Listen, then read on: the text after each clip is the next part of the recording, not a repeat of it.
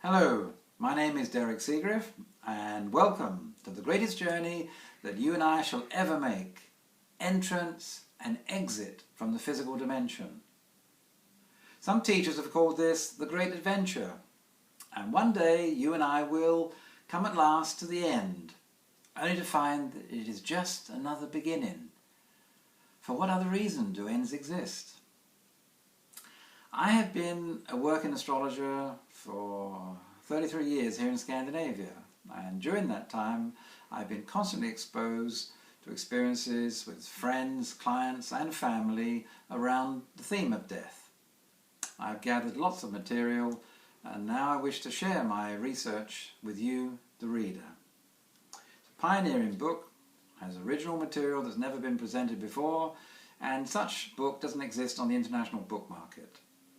Contains about 100 revealing example horoscopes of the famous and the ordinary person that will help lift the veil of mystery surrounding death and astrology. It is a book for the general reader and for the astrological student, because death comes to us all.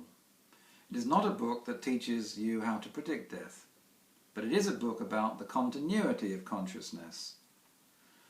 Our attitudes towards death need to change, and our modern societies are ready for new approaches towards death. Name the two strongest words in any language, and yes, you'll probably come up with life and death. That's why I've called my book The Astrology of Death, Entrance and Exit, the Birth and the Death Horoscopes. So death of what? Who or what dies?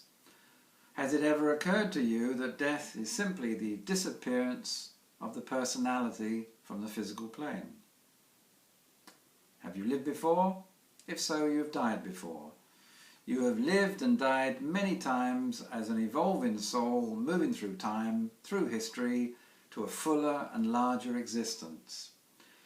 In our Aquarian age, we are therefore computed in and we are computed out. Just like breathing in and breathing out has a rhythm.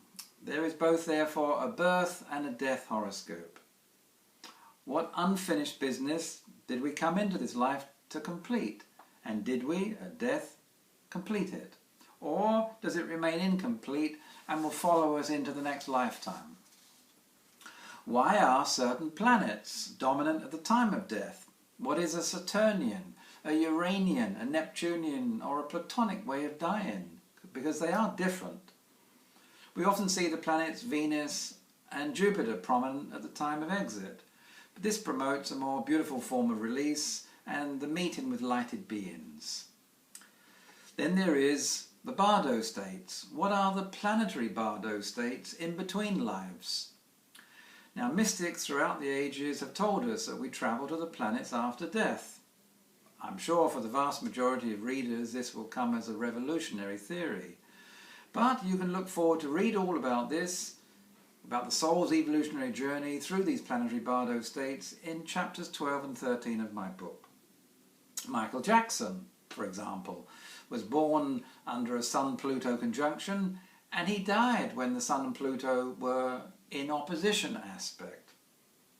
Pope John Paul II was born under an eclipse in Taurus, died and was buried under the solar eclipse in Aries.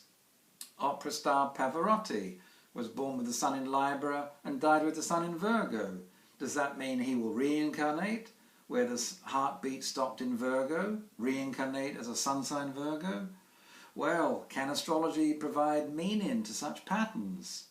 And are you, the reader, curious to want to learn this? So, can we imagine a true future Aquarian society where people make a conscious exit, knowing when they shall release from the physical plane? Fear of death would be no more, and the fact of the soul would become universally accepted. I hope you, my reader, will enjoy the journey as you read the book, as I was inspired during the writing of this book. Thank you.